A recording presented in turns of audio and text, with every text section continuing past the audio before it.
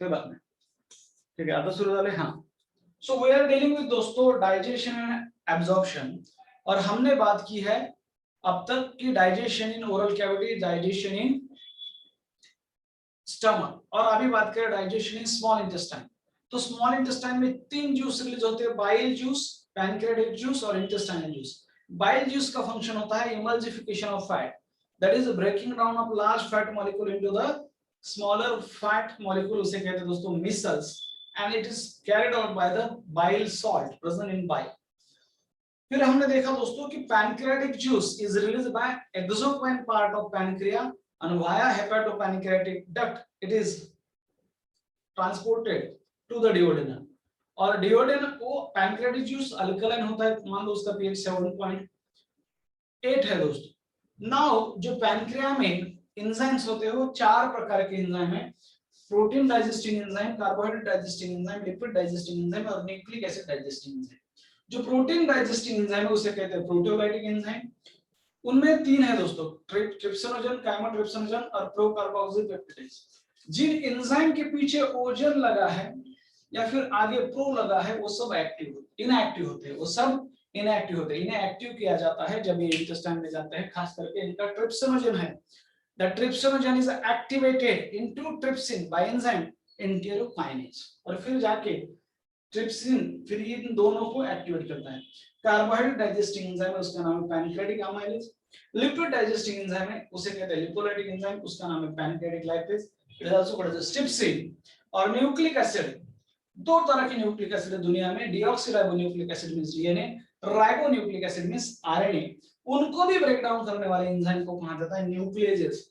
तो दोस्तों DNases and RNases, DNase and RNase. Now आपको ये क्लियर है? ओके, ये क्लियर है या नहीं? यस और नो?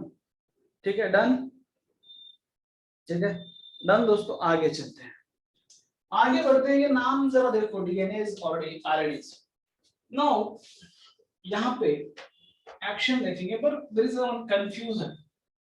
ओके, एक कंफ्यूजन है दोस्तों। तो ये 12th में दिया है एक्चुअली, ये बायोटेक्नोलॉजी नाम का एक टॉपिक है, वहां पे मेंशन किया है, और एमबीआर में कि 2 तरह के डीएनएज हैं। इसका मतलब क्या है मैं आपको समझाता हूं। कंफ्यूजर जिस किसी के भी पीछे, दोस्तों एंजाइम का नोमेनक्लेचर हमारे सिलेबस में है, टॉपिक है बायोमोलिक्यूल्स। तो 2 कंफ्यूजर है, मैं ऐसे लिखूंगा यहाँ पे कंफ्यूजर अलग अलग इसमें लिखो, एक नोटबुक बनाओ कंफ्यूजर के लिए छोटी सी, निमोनिक्स के लिए एक नोटबुक बनाओ निमोनिक्स के लिए। नाउ एक है दोस्तों दैट इज डीएनएज, और दूसरा है दैट इज डीएनएज, नुस्ता यस लग है। नाउ क्या फर्क है आपको पता है? जिसके पीछे ये सफिक्स एएसी लगता है मतलब वो एंजाइम है। This suffix AAC indicate the enzyme. Suffix अगर एएक्सी लगा है, सफिक्स अगर दोस्तों AAC indicate that it's an enzyme, ये हमको पता है।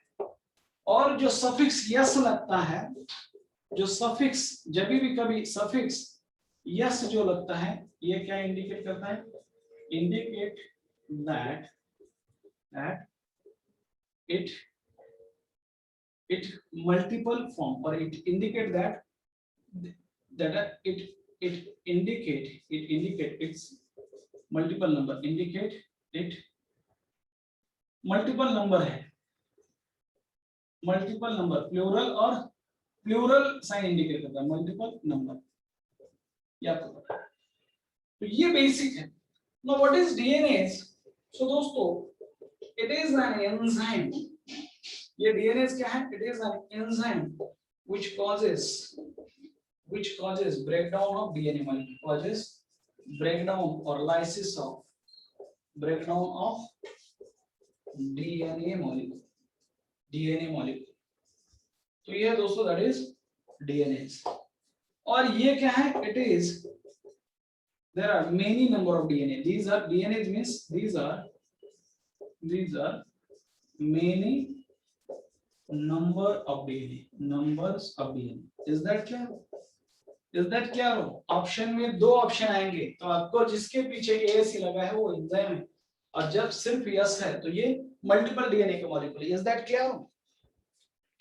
इज दैट क्लियर दोस्तों? ओके। एक प्लूरल फॉर्म होता है, ये क्या है? मल्टीपल नंबर होता है, मतलब ये प्लूरल फॉर्म है दोस्तों, प्लूरल फॉर्म है। Many number of DNA, okay, many DNA, DNA means इसका सिंपल लैंग्वेज है, that is many DNA molecule, many DNA molecule, समझे? और ये क्या है दोस्तों? एक एंजाइम है which causes breakdown of DNA. Done? Done? Screenshot? Okay, done? Okay, हाँ। Now please pay attention. हमेशा एंजाइम के नोमेनक्लेचर ऑफ एंजाइम में हमेशा एक पुराना नोमेनक्लेचर का मेथड है कि सबस्ट्रेट लिखो और सबस्ट्रेट के आगे एएसई लगा दो, हो जाएगा। पर कभी कभी कुछ जो एंजाइम है उनको ऐसा नहीं है। ओके, सबस्ट्रेट जैसे कि लिपिड, लिपिड के सामने एएसई लगा दिया, लाइपेज हो गया, कुछ चीजें हटाते हैं वहां से, तो ये लिपिड का लाइपेज होता है, तो ये भी इंपॉर्टेंट दोस्तों। नाउ ये 4 नंबर था, स्लाइड नंबर 5 है, दैट इज, फिर से लिखता हूं, action of enzymes, actions of enzymes of pancreatic juice, actions of enzyme of pancreatic juice। ये बहुत आता है, ये बहुत आती है रिएक्शन। सो दोस्तों for example that is protein है, सपोज मान लो प्रोटीन्स है, या फिर प्रोटीओजेस है, प्रोटीओजेस। इंटेस्टाइन में पीएच कितना है दोस्तों? सब मिला के ये जो bicarbonate ion and all that, ये इनका सब मिला के पीएच हो जाता है 7.8 मान लो। इंटेस्टाइन में चल रहा है सब, प्रोटीन, प्रोटीओजेस और पेप्टोन्स। हाँ, पेप्टोन्स, ये तीन क्या है? ये नीचे, ये तो प्रोटीन है, नीचे वाले दो पार्शियली हाइड्रोलाइटिक प्रोटीन है। नाउ इसके ऊपर दोस्तों, इसके ऊपर जो एंजाइम एक्ट होने वाला है वो है ट्रिप्सिन काइमोट्रिप्सिन। क्या नाम है? Trypsin chymotrypsin. अभी ये एक्टिवेट हुए हैं, trypsin mono, chymotrypsin mono, trypsin chymotrypsin, और एक है दोस्तों that is carboxypeptidase. Carboxypeptidase, peptidase means protein को ब्रेक डाउन करने वाला एंजाइम, पेप्टाइड को ब्रेक डाउन करने वाला पेप्टिडेज। किसी भी प्रोटीन में दो ग्रुप होते हैं, एक होता है दोस्तों कार्बोक्सिल ग्रुप COOH और दूसरा होता है अमाइनो ग्रुप। तो जहां पे कार्बोक्सिल ग्रुप है जिस साइड पे, उसको ब्रेक करता है ये कार्बोक्सीपेप्टिडेज। जब प्रोटीन पढ़ाऊंगा मैं बायोमोलिक्यूल में, तो ये कार्बोक्सी नाम क्यों है? क्योंकि किसी भी प्रोटीन को ना दो ग्रुप है, अमाइनो ग्रुप राइट साइड पे, या फिर मान लो कि एक साइड पे कार्बोक्सिल ग्रुप होता है COH। तो जिस साइड से यार ये कार्बोक्सीपेप्टिडेज है, तो कार्बोक्सिल ग्रुप जिस साइड से है वहां से ब्रेक डाउन शुरू करता है। तो ये प्रोटीन, प्रोटीजेस और पेप्टोन्स को कन्वर्ट किया जाता है दोस्तों माल्टोज में। एक माल्टोज क्या है? मान लो एक डाइसैकेराइड, माल्टोज क्या है दोस्तों? Sorry, I am so sorry, ये माल्टोज कहां से आ गए? सॉरी, डाइपेप्टिडेज, और सॉरी डाइपेप्टाइड्स, इसमें कन्वर्ट किया जाएगा dipeptides. Dipeptide means these are the peptide with 2 amino acids, these are the peptide with 2 amino acids। Finish.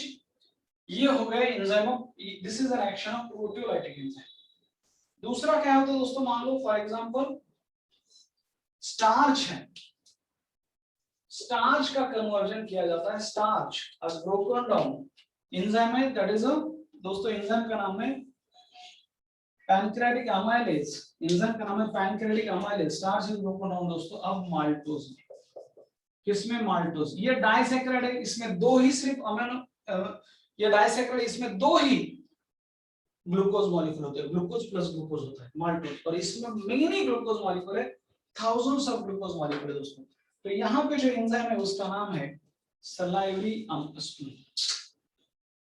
Confusion है, सलाइवरी अमाइलेज नहीं, तो उसका नाम है पैनक्रियाटिक अमाइलेज, क्योंकि पैनक्रिया रिलीज कर रहा है इसलिए pancreatic amylase. Is that clear?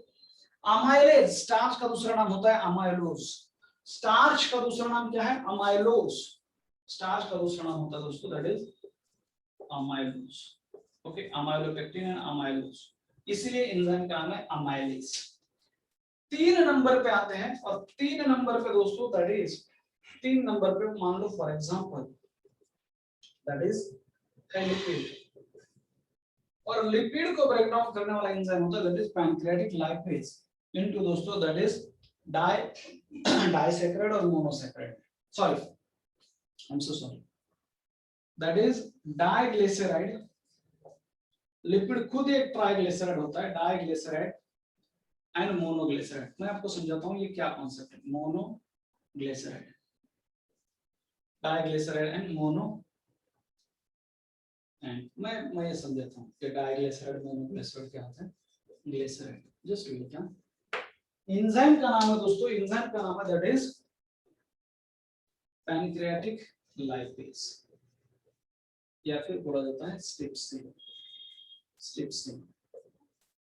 मैं ये वापस आता हूं, डाइग्लिसराइड और मोनोग्लिसराइड और ट्राइग्लिसराइड। लिपिड खुद ट्राइग्लिसराइड होता है, ट्राइग्लिसराइड। लिपिड ना फैटी एसिड्स और ग्लिसरॉल से बने होते हैं, तो इनका इसलिए उन्हें कहा जाता है ट्राइग्लिसराइड्स। ये वापस आता हूं ये नोमेनक्लेचर में।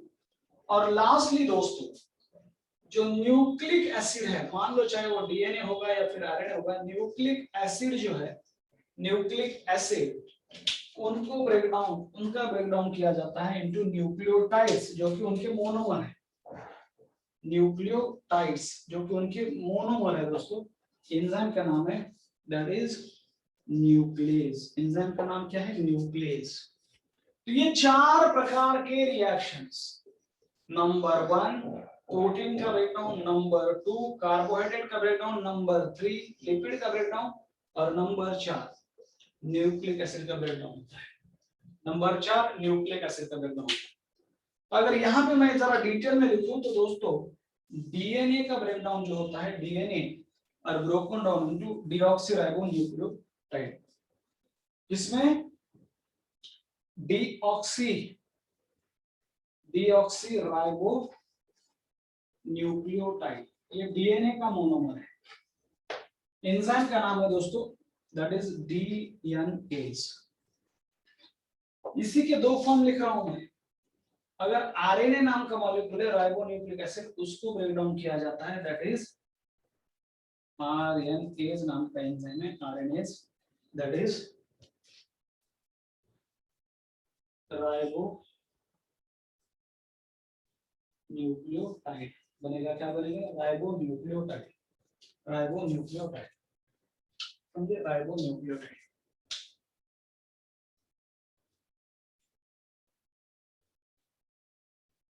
राइबो न्यूक्लियोटाइड समझते हैं, करते हैं। डीएनए आरएनए, डीएनए आरएनए काल का आता। तीसरी रिएक्शन जरा क्लियर कर दो, स्क्रीनशॉट बेटा, वेदिक का स्क्रीनशॉट, ठीक है। हाँ, सलाइवरी अमाइलेज का काम सेम होता है जैसे कि पैनक्रेटिक अमाइलेज है, पर सलाइवरी अमाइलेज जो एक्ट होता है वो ओरल कैविटी में होता है, और ये जो एक्ट हो रहा है वो इंटेस्टाइनल जूस में एक्ट हो रहा है। अभी ये तीसरी रिएक्शन लिपिड से डाइग्लिसराइड और मोनोग्लिसराइड कैसे बने, तो हमें बेसिकली पता होना चाहिए कि what is the triglyceride. Do you know that lipids are triglyceride, ऐसा बोला जाता है। लिपिड्स आर ट्राइग्लिसराइड्स मतलब क्या है मैं समझाता हूं कि उसमें ग्लिसरॉल और फैटी एसिड्स का कॉम्बिनेशन होता है, ग्लिसरॉल और फैटी एसिड का कॉम्बिनेशन होता है। कोई मुझे ग्लिसरॉल का फार्मूला बता सकता है, ग्लिसरॉल का क्या फार्मूला है, कभी आपको सिलेबस में था? ओके, नकली आंसू, ये जो हीरो हीरोइन या जो एक्टर रोते हैं मूवी में वो ग्लिसरॉल लगाते हैं, तो ग्लिसरॉल लगाने से पानी आ जाता है। सो दोस्तों एक थोड़ा सा ये है कि लिपिड्स आर दोस्तों lipids are formed by combination of lipids are formed by combination of दोस्तों that is fatty acid and glycerol, fatty acid and glycerol। Glycerol एक अल्कोहल है दोस्तों, ग्लिसरॉल क्या है, दैट इज ये ट्राइहाइड्रोक्सी प्रोपेनॉल है, ट्राइहाइड्रोक्सी प्रोपेन असतो, ट्रायहाइड्रोक्सी प्रोपेन है। प्रोपेन पता है आपको, जिसमें 3 कार्बन है। ओके, मीथेन, इथेन और प्रोपेन, ट्रायहाइड्रोक्सी प्रोपेन है, दैट इज ट्रायहाइड्रोक्सी प्रोपेन। आता बघा तुम्ही लक्षात ठेवा, समजा lipids are called as a triglyceride. उनको ट्राइग्लिसराइड कहा जाता है, triglycerides, lipids are named as triglyceride. मेरा आपसे सवाल है वो, इसमें फैटी एसिड और ग्लिसरॉल बनते हैं, तो ये होते हैं, तो ट्राइग्लिसराइड क्यों कहा जाएगा? क्योंकि मैं आपको ऑप्शन देता हूं, दोनों में से आपको एक सिलेक्ट करना है। उसमें एक फैटी एसिड और 3 ग्लिसरॉल होंगे इसलिए, या फिर एक ग्लिसरॉल और 3 फैटी एसिड होंगे इसलिए। Lipids are named as a triglyceride, why? Okay, lipids are named as a triglyceride, क्यों? ओके, एक फैटी एसिड 3 ग्लिसरॉल और एक ग्लिसरॉल 3 फैटी एसिड्स। ओके, क्या सोच है ट्राइग्लिसराइड क्यों कहा गया है? क्यों? नो डाउट वो तो फैटी एसिड, लिपिड्स, लिखता हूं ऐसे, formula simple, lipid is equal to दोस्तों that is lipid is equal to fatty acid plus glycerol, fatty acid plus glycerol, okay, जो कि ट्राइग्लिसराइड है। मैं ट्राइग्लिसराइड का फार्मूला लिखता हूं, ट्राइग्लिसराइड। इसे ऐसे क्यों कहा गया है? कितने फैटी एसिड और कितने ग्लिसरॉल होंगे? कितने फैटी एसिड और कितने ग्लिसरॉल, कोई मुझे बता सकता है? ओके, हाँ, तो बहुत सारे लोग ये सोचते हैं नाम से, हर कोई चीज नाम के ऊपर नहीं होती दोस्तों। ट्राइग्लिसरॉल में 3 ग्लिसरॉल होंगे, नहीं, 3 फैटी एसिड होते हैं और सिर्फ एक ही मॉलिक्यूल है ग्लिसरॉल। नाउ ग्लिसरॉल क्या होता है मैं आपको समझाने की कोशिश करता हूं, ताकि ये आपके तीसरी रिएक्शन समझ में आए, that is the CH2OH। Wow, CH2OH, that is CHOH, और फिर दोस्तों दैट इज CH2OH। आप समझे? तो ये तो आपको पता है, दैट इज दोस्तों, दैट इज प्रोपेन का क्या फॉर्मूला है? प्रोपेन क्या है? प्रोपेन क्या होता है दोस्तों? C3। प्रोपेन क्या होता है? प्रोपेन क्या है? C3, that is CH2 CH2 CH3 CH2 CH3, ये प्रोपेन है, प्रोपेन। पर अगर उसको हर एक कार्बन को अगर एक हाइड्रोक्सिल ग्रुप जोड़ा जाए तो ये होगा 1 2 3 ट्राइहाइड्रोक्सी प्रोपेन, और इसका नाम है दोस्तों ग्लिसरॉल। इसका नाम होता है ग्लिसरॉल। समझो बेसिक बात, बेसिक ABCD ऑफ बायोमॉल। नाउ दोस्तों फैटी एसिड, एसिड का क्या फार्मूला है? एसिड का फार्मूला सब दुनिया को पता है। एसिड का फार्मूला दोस्तों दैट इज RCOOH, ये एसिड का फार्मूला है। एसिड का फार्मूला है RCOH।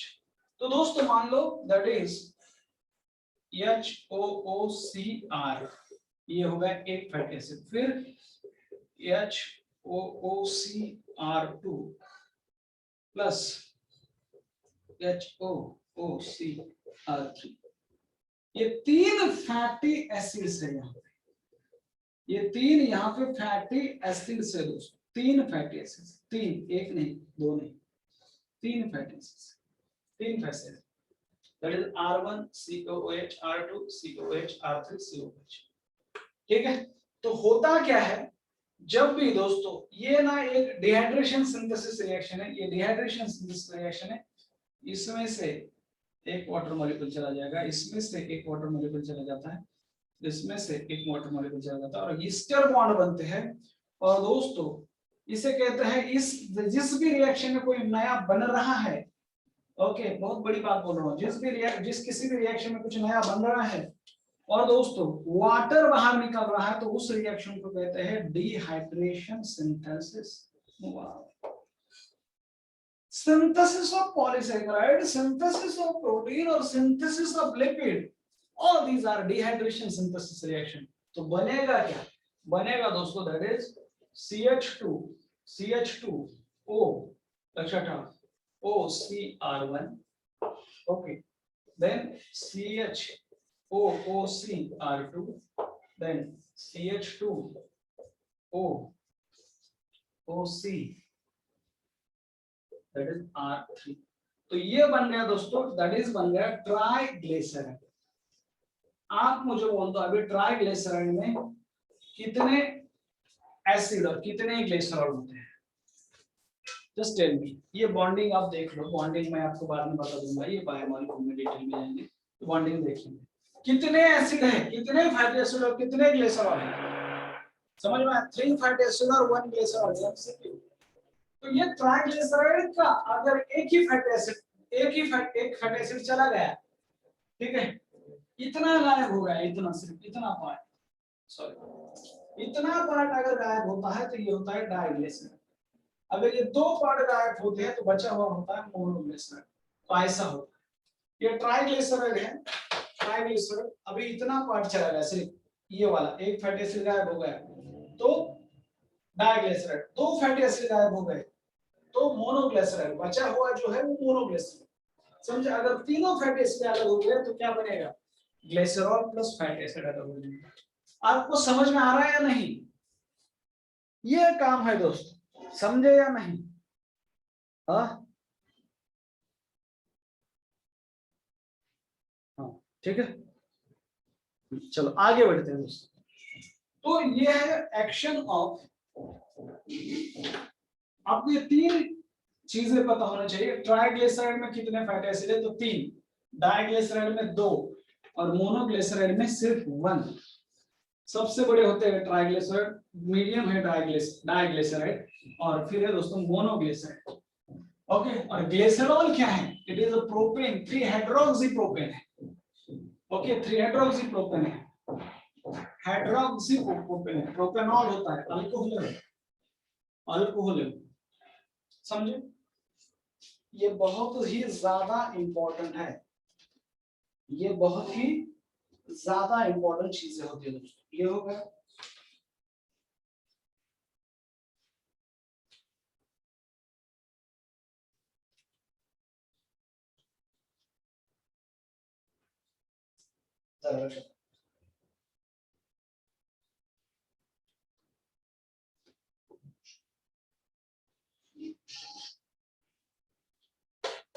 अब स्लाइड नंबर है 7।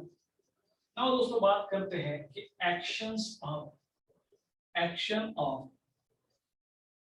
एंजाइम्स ऑफ दोस्तों, that is circus entericus. Now circus entericus म्हणजे क्या है? सर्कस एंटेरिकस म्हणजे intestinal juice. Actions of enzymes of intestinal juice जो है उनके एंजाइम। नाउ दोस्तों, now enzymes of circus entericus act किसके ऊपर एक्ट होंगे दोस्तों? The end product of above reaction में जो पैनक्रियाटिक एंजाइम से जो प्रोडक्ट बनते हैं उससे। तो मैं दूसरे लैंग्वेज में लिखता हूं दोस्तों,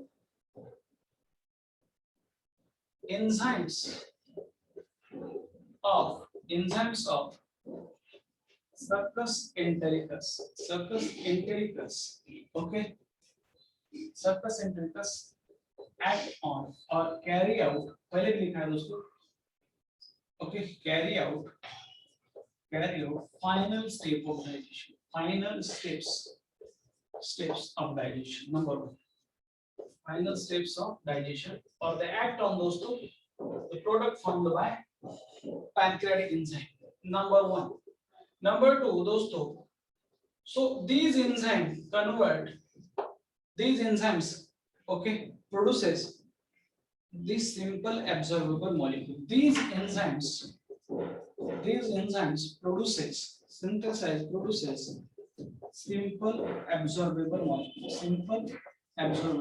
अभी तक जो हुआ है सिंपल एब्जॉर्बेबल मॉलिक्यूल्स मींस जो ओरल कैविटी में जो डाइजेशन हुआ है, ओके, या फिर स्टमक में जो हुआ है, या फिर अभी तक पैनक्रियाटिक एक्शन की वजह से हुआ है, तो जो सिंपल एब्जॉर्बेबल फॉर्म है दोस्तों, like glucose like monosaccharide like amino acid like fatty acid or glycerol or like nucleotides or nucleosides, ये simple absorbable form है. So these enzymes produce simple absorbable molecules like दोस्तों like glucose, okay, glucose, that is amino acids, fatty acids and glycerol, fatty acids and glycerol, okay, fatty acids and glycerol, and दोस्तों that is sugar and nitrogen bases. sugar and nitrogen bases होते हैं, मैं आपको समझाता हूँ nitrogen bases. Now ये जो इनके जो रिएक्शन होते हैं, reaction of these enzyme occurs very close to the mucosa of small intestine. ये भी एक MCQ है. Reactions of these enzymes occur very close to occurs क्योंकि उनको absorb होना है, occurs very close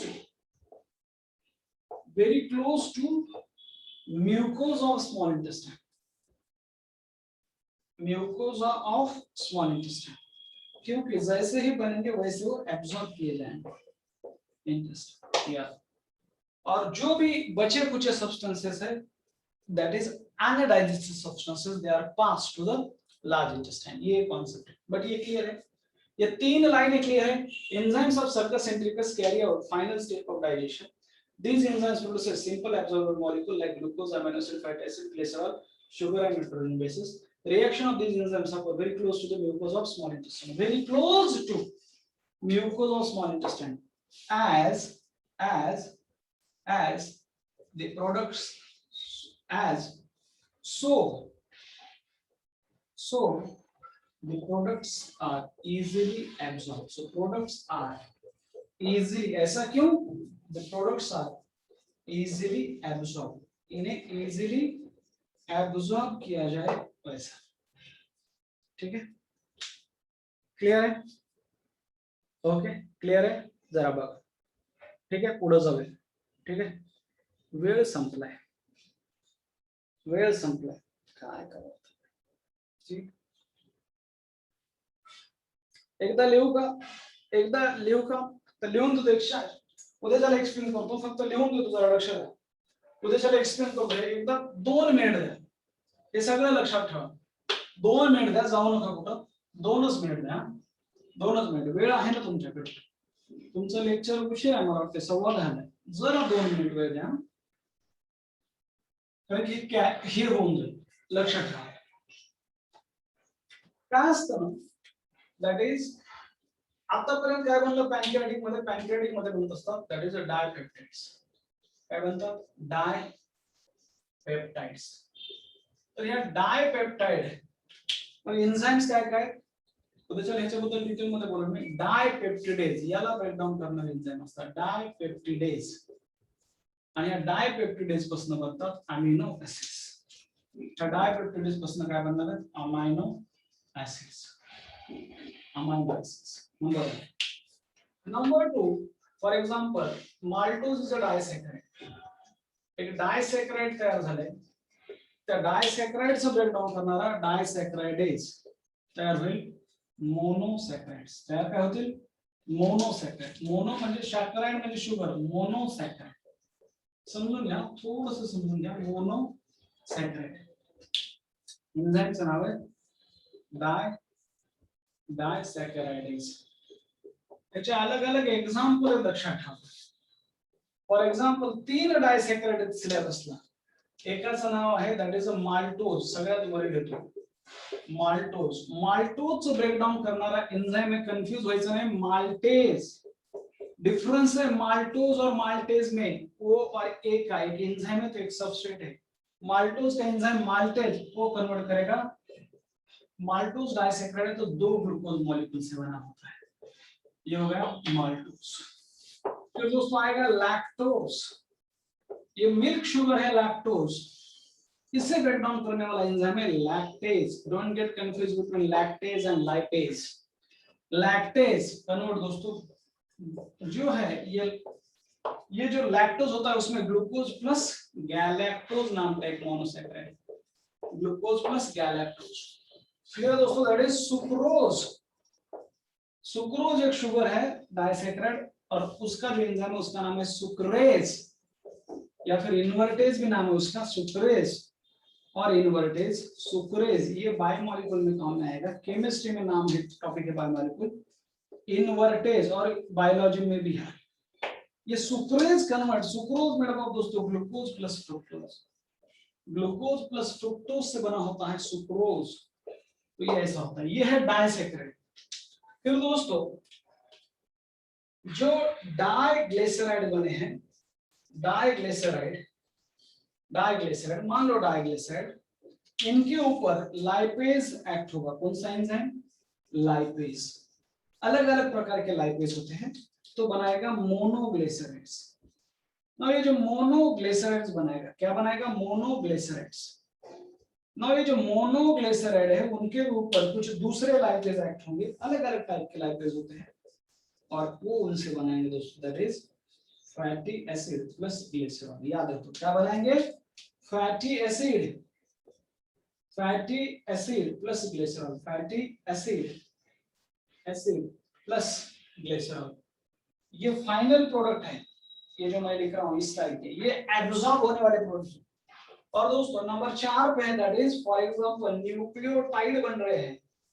न्यूक्लियोटाइड उनमें दोस्तों 3 चीजें होती है, पेंटोज शुगर, फॉस्फेट ग्रुप, और कल बात करूंगा नाइट्रोजन बेस, ये 3 होती है।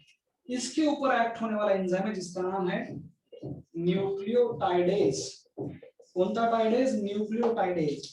और इस न्यूक्लियोटाइड से बनता है न्यूक्लियोसाइड, जिसमें सिर्फ और सिर्फ pentose sugar plus nitrogen base होता है। और ये न्यूक्लियोसाइड साइडेज के ऊपर दोस्तों एक्ट होते हैं एंजाइम जिसका नाम है न्यूक्लियोसाइडेज को ब्रेक डाउन करने वाले एंजाइम, न्यूक्लियोसाइड को ब्रेक डाउन करने वाले न्यूक्लियोसाइडेज। इससे बनेगा दोस्तों दैट इज पेंटोज शुगर।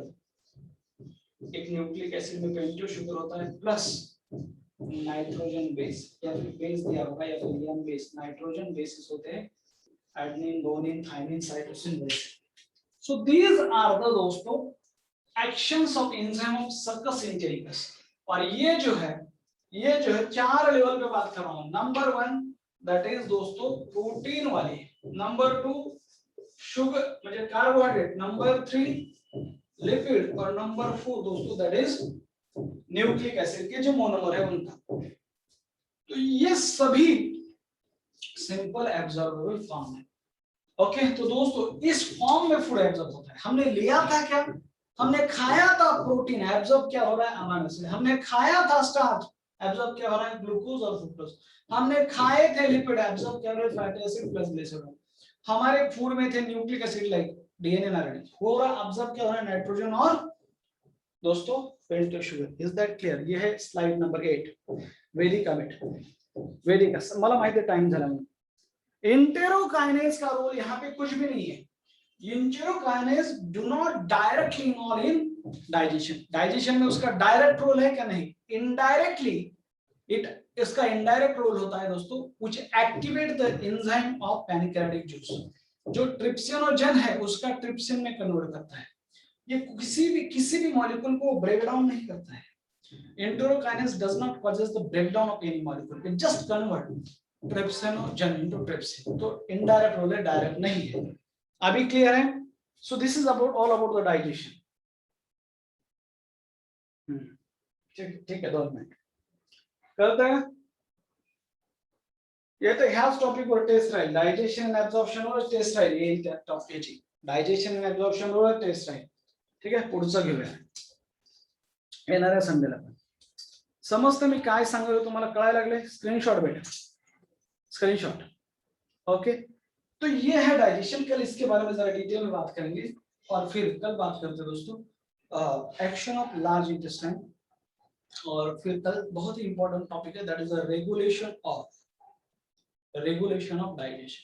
कल मैं जरा डिटेल में बात करूंगा फंक्शन ऑफ माइंडरिक प्लेक्सस और दूसरे जो सब म्यूकोजल प्लेक्सस है उसके बारे में, कि डाइजेशन में जो सिक्रेशन और जो मूवमेंट होता है पेरिस्टालसिस, वो कैसे रेगुलेट किया जाता है। और कल ही बात करेंगे दोस्तों दैट इज एब्जॉर्प्शन ऑफ, शुरू करेंगे दैट इज रेगुलेशन होने के बाद, that is absorption of digested substances. Absorption, तो ये जो ग्लूकोज कैसे एब्जॉर्ब होते हैं, मीनिंग एब्जॉर्प्शन के अलग अलग टाइप है, active transport, passive transport, facilitated diffusion and all that, osmosis. तो कहां किस पार्ट में कौन सा मॉलिक्यूल एब्जॉर्ब होगा और किस तरीके से एब्जॉर्ब होगा, ये इंपॉर्टेंट है। और फिर एब्जॉर्प्शन होने के बाद दोस्तों फिर डिसऑर्डर ऑफ डाइजेस्टिव सिस्टम, ये टॉपिक बचता है। ठीक है, थैंक यू सो मच। आपके जो भी कुछ डाउट है तो आप मुझे पूछ सकते हो। काल मला वाटतंय कालच्या टेस्ट मध्ये कोण टॉपर आले जरा त्याचं मी बघतो, जरा लक्ष द्या। उद्याच्या वेळेचं टीएनडी घेऊया।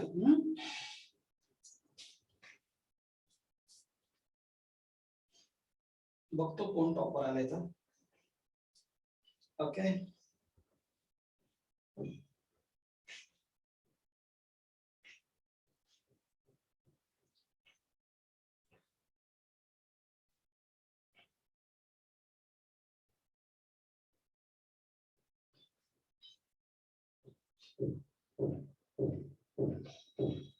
अरे बाप रे, क्या बात है। मृणमयी भाले 180 out of 180, congratulations बेटा Mrinmayi. Okay, 180 out of 180। Ayush Drubude, congratulations Ayush, again 180 out of 180। Bhushan Patil, बहुत ही बढ़िया, 180 out of 180। हे जाईल बरं का असं 360 out of 360 पर्यंत, लक्षात ठेवा, बहुत ही बढ़िया, just maintain it. Okay Bhushan, okay Patil 180 out of 180। Pratik Dandge 180 out of 180। Vedika Lakde 180 out of 180। 5 मुले त्यांना आउट ऑफ मार्क पडले, 5 मुले। Okay, that is for the accuracy.